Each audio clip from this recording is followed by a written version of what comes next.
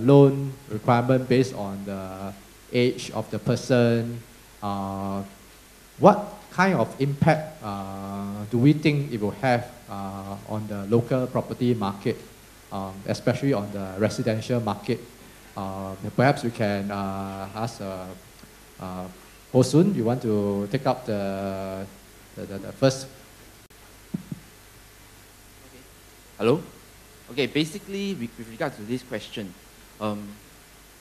the impact of such a measure, of course, affect different group of buyers and investors very differently. In this aspect, I think it is tagged to the age of the buyer at the point in time applying the loan. In a sense, if you are age 40 and above, you can get less than 30 years, you can get up to 25 years of your loan servicing. In the past, there isn't such restrictions. You can go all the way from 35 to 40 years. In this aspect, I think that will be one of the primary impact for this group of buyers. The second group will be people is really targeted at your capital outlay. Those people who are a bit more strapped on cash, who have an existing housing loan, will obviously have to consider very carefully if they were to take up a 35-year loan as compared to a 30 years loan, because in this instance, they will have to possibly fork out a larger cash outlay. As I mentioned, as I showed you earlier, the amount you have to fork out for a shoebox that costs about 650,000 is you have to go for close to $400,000 kind of capital payment. So now, in that aspect, do you really want to do so? And you have to think very carefully. So, with regards to these questions, it impacts different group of people differently. Of course, the younger buyers, the first-time buyers, people who are below 35 will be less affected because in this aspect, it is their first property. They can still go for the original arrangements. They are less likely to be impacted. And that's possibly one of the reasons why in the new launches, we're seeing fairly good responses at the mass market area.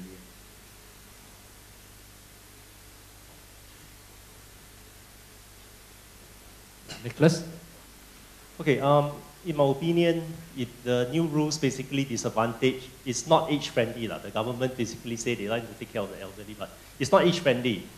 Anybody who's age 35 and above will be disadvantaged because you cannot borrow beyond 35 years, your loan tenure. Anything that is beyond 30 years, you will end up paying more cash down payment, or if the loan, by the time you expire, your age is beyond 65 years, which means you work out the sums. Once you cross your 35th birthday, you are disadvantaged. Basically, the impact of this new ruling is that you either pay more money up front or you pay more money every month. So the impact is that it restricts the purchasing power of the investor. Even if you're buying your own one and only property, you're upgrading from a HDB to a private or from a private to private or HDB to HDB, it restricts your purchasing power. So I think it's part of the government's overall plan. They increase supply. They push out a lot of BTO flats. They push out a lot of government land sale. But it's not cooling the market. Then they see that one of the reasons is because interest rate is very low, and in order for people to buy that increasingly more expensive property, the banks are helping them by extending the loan. So that even for investors, there was before the measures come out, it makes sense for some investors to invest in residential property where the gross yield is 2.5 to 3%. You take out very long term, and then you use your monthly rental income to pay off the installment. But now it's getting more difficult because they are shortening the loan tenure and you end up having to pay more money every month. So some investment property becomes not that attractive anymore. Kok Keong, do you have anything? I'm from Myanmar. Okay, I think what the government has done is, if you look at the measures, they are gradually trying to protect the financial system from a bubble forming. Okay, all this tightening of loans and so forth is more targeted to prevent overstretching the financial system. And when the financial system is not overstretched, when a downturn comes, the chances of a sharp correction is less. Okay, so I would say this is actually a good measure, although I'm not affected by the 35 years old thing. No, joke aside, I think all these measures have incrementally excluded a lot of more and more buyers from the market. So going forward, it will result in a lower transaction volume. But I think I share the same view with the rest, that I don't think prices are going to come down. I think there will still be a moderate increase in the coming years. Of course, there's a supply peaking in 2014, 2015. Secondly, if you look at new home sales, a lot of people are buying on sentiments. How many people at show flats do their yield calculation? No. Okay? They all chiong, go and queue up, give the agent the check, and when the agent cannot get the unit, they'll complain like crazy. So the gist of it is that if economic growth is still sustainable, unemployment rate remains low, rental market remains relatively healthy, there will still be people buying new homes. The thing I would say you need to track more closely is completed homes, house activity in that segment, and the rental market before you buy. I think that's the two more important indicator to me of where the market is heading. Okay? That's a quick one. Singapore has always been very business friendly, so actually from the company side, we are not quite very affected by the age thingy, so as to speak. In fact, if anything, because Singapore is so business friendly, last few years they lowered down the age limit of someone who can become a director of a company. So if you are 18, you can become a director of the company. And with that, you use a company as an investment vehicle. That might be one way to get around the age limit. Okay. Can we take a question from the gentleman in red on my right? Oh, thank you.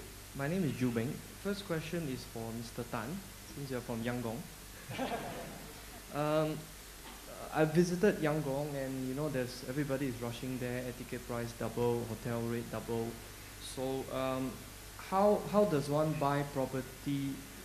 Not so much legally, but properly. Since you can't buy, and you use proxy is very dangerous, or Alibaba. And you mentioned not to do anything, not in the spirit of the law. Thank you. So in short, you're asking me how to buy properties there. At the moment, you can't. There's no way around it legally, and I would discourage people from using proxy. For those who have bought properties in countries where developers have sell you via proxy, you'll know the pain when the market turns. What I'll advocate is that you need to study the market, because in a market like this, the price point is not very clear. You have to think of when to enter, how you need to exit. Okay? At this point in time, the only legal way for foreigners to get a stake in any property is if they sell a company that's approved by their investment commission, and they can take on land use rights for up to 30 plus 15 plus 15. But pure property purchase as at today is not possible. And I think I would strongly discourage people from using any other means to do it. So, but use the time to study the market, understand the growth area. I think as in any country, location is the key. You get an in-depth knowledge of any particular location. When the law is right, you get in ahead of everybody else. Can we have the question from... Can I ask a sorry. Yeah, second one more. question? I'm allowed one more. Sure. Concerning the, let's say there's a downturn, and you know, with so much liquidity, and you know, the price may not drop much, but just say it does drop, or you know, Singapore economy become not so good, especially for shoebox. So this question is maybe more from Mr. Poh Soon. Poh Soon. Poh Soon, sorry. Yeah. how would the demography of the profile of the tenants and buyers shift? So that some people say shoebox will be affected quite badly because of that. It might be compressed, you know, you get squeezed, your rental, I don't know, your rental gets squeezed and your value also drop, and then people want a bigger unit because a bigger unit becomes cheaper per square foot wise, etc. You know? So just a question for you. Thanks. Okay. Regarding this question, essentially you're asking if there's a tenants market going forward and whether that has an impact on shoeboxes, because in the presentation I shared on the looking out at the compressing rental yield, and also at the same time sharing on the break-even yield, rental yield, when you take up different tenures loans. So if you look at Singapore as it is now, what we are experiencing in the immigration, if you look at the tenants market, the government is trying to control the rate at which immigrants is coming into Singapore. I think if you look at this in this aspect in the short term, definitely there will be some challenges against the amount of supply that's coming up. But in the longer term, if you look at it, Singapore is experiencing a good aging population. And if we do not increase the population one way or another, either Singaporeans are not giving birth enough or bringing in foreign talents, then we will experience a decreasing population over time. That's what we are seeing in Japan. Longer term of things, it will mean that our GDP will go down, or we will reach a certain stagnant state. And in my view, we do not think that the government is going to let that happen. They are doing a few things right now to make sure that everything is ready. They're trying to put in infrastructures. They're trying to increase the supply, so as to ensure that at the end of the day, this place can accommodate 6 million people in time to come. And of course, when people come in, they will have different requirements, whether you are talking about expats, whether you're talking about new PRs. Of course, some of them, they may be families. Some of them, they may come here to work first a few years. Their needs will be very different. In fact, those who come here on their own to get a job, to do something, they'll be looking for a space that suits their needs. And in this instance, shoeboxes that are located in centralized location near MRT stations will definitely fit their bill. But in the short run, if you look at it, there's going to be a fourfold increase in the number of shoebox supply. So definitely there will be some compression in the rentals, particularly areas where you have a strong concentration of upcoming supply in shoeboxes. And that will probably be something that you need to take in when you purchase a shoebox for investment. And if you look at it, if prices continue to trend upwards, and if you buy on the sentiments that prices will rush, then you have to take a longer term perspective in your investment, so that at the end of the day, when market normalize, supply normalize, and the demand start coming in, then your investments will bear fruit. Thank you. Can I have the question from the gentleman in orange? Right, hi. Hello, yeah, my name is Johnny. The first question is for the whole panel. Why is it that the Singapore property market, when we start to see the URA index, whatever, there's a huge wild price swings versus other mature property markets like Australia, where it's more moving gradually? That's my first question. Nicholas, you want to take it? Actually, the URA index is very smooth, you know. It's running on a moving average. So it's actually smooth out. If you were to, or I've done it before, is that you take baskets of buildings, right? And every quarter you go and download the transaction price and you go and average out, or you get the median price. It's very jerky. URA one is actually smoother. Your questions about why is it that maybe some markets might have smoother, but not all markets, mature markets, have very smooth price curve.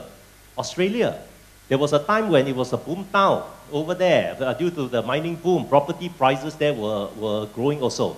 And I mean, if given the choice, I would rather stay in the city or invest in the city which has more exciting price movement than in one where the prices is very flat, right? I think otherwise, why would everyone be here today, right? You also want to make money from your investment. So to answer your question is, actually the Singapore prices are already or the price index is a really more smooth out. With regards to your question, I think fundamentally we addressed it from the context of Singapore's economy. We are a very open economy.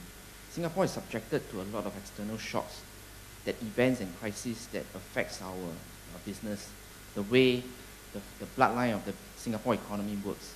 Now, if you look at the fluctuation, the gyrations of the residential prices, when property prices comes down, it's usually arising from an external crisis, an event that is beyond Singapore control. So when, say for example, the US sneezes, I think the rest of the world will catch a cold. And Singapore, by itself, being an open economy, is not spared. And when that happens, what happens will be employment situation will get hit, and definitely people will be looking at moderating their sentiments, moderating the kind of houses that they live in. And in some cases, some people run into financial difficulties. They have to downsize. Now, when there's no demand for a certain asking price, they have to lower it. And that's how the whole thing works. Kok Keong? Actually, it depends on what you mean by volatility, right?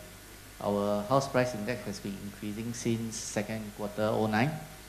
So it's an upward trend. I don't think it's volatile. Okay, as to the up and down cycle, probably is something what you're talking about. Why the peak and trough fall so much? Actually, if you look in context of Singapore as a developed country, in your terms, I would say it's less volatile than places like Hong Kong. Because you track Hong Kong peak to trough, is really scary. So Singapore peak to trough, I think you are talking about only 40% fall in the last really downturn. Hong Kong is way in excess of that. So I wouldn't classify Singapore property prices as volatile, actually. For my side, because it's a company buying properties, and most of my clients buy industrial commercial properties. So probably the fluctuation is more towards residential because my clients are still buying properties despite the market or whatever. In fact, most of them, they don't really look at the indexes or whatever because they are savvy investors, they adopt a very different strategy. I learned that from my mentors as well. I also learned the term herd instinct. So my clients, they are savvy investors and other savvy investors as well. They don't go with the herd instinct. They buy properties because they have an objective. Okay, they buy this property for what is the exit strategy and all. So they don't really tell me they are being affected by the indexes a lot. So that might be something you all want to consider a different way of investing as well. Okay. Your second question? Yeah, my second question is specifically from Mr. Mark, Nicholas Mark.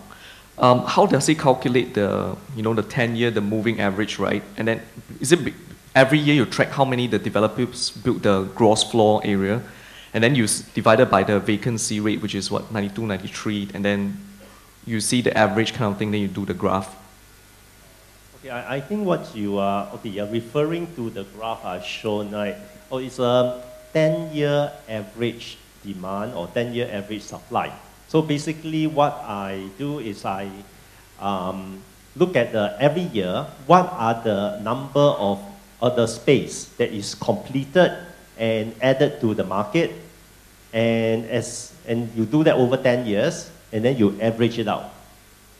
Do the same for absorption rate. Is basically among the space that is occupied minus the space that is given out, right? And that will be your net take-up. Do that every year, and then average it out. So that's how I calculate the average absorption and average supply. Thank you. Any other question? Yes. First question is directed to Nicholas Mark. I want your view on commercial shophouse, strata as well as conservation. Commercial shophouse, strata, and conservation. Actually, that is a bit like asking someone, I like your view about the Singapore stock market, whether main board or second board. Okay, commercial shophouse, it's okay, property, it's all about location. It's about location, it's about allowable use, and it's about how much the user is willing to pay to use that property. That is basically real estate. Apply that to commercial shophouses. Shophouses of any type. Location, right? The beauty or the one good thing, okay, good thing or bad thing, depending on whether which side you are on, about shophouses is that it's very limited in supply. It's very difficult for the government. It's very unlikely that anyone or the government will create more shophouses. Nowadays, any mall that comes out tends to be your mixed development, shopping centers with apartments on top. So for shophouses, one is limited. The other one is location. Certain locations actually is more suitable for certain users. Okay, take for example, if you have those that is at Tanjong Pagar, which is a very popular place, it can be more for, it can be for professional use, it can be for certain stretch, it might cater to a clustering of certain businesses like bridal shops or restaurants. And then other areas, another one is basically accessibility and the type of the human traffic flow, right? You probably will want to avoid shophouses where it doesn't have as much visibility when your trade, your use depends on walk-in customers, like restaurants, right?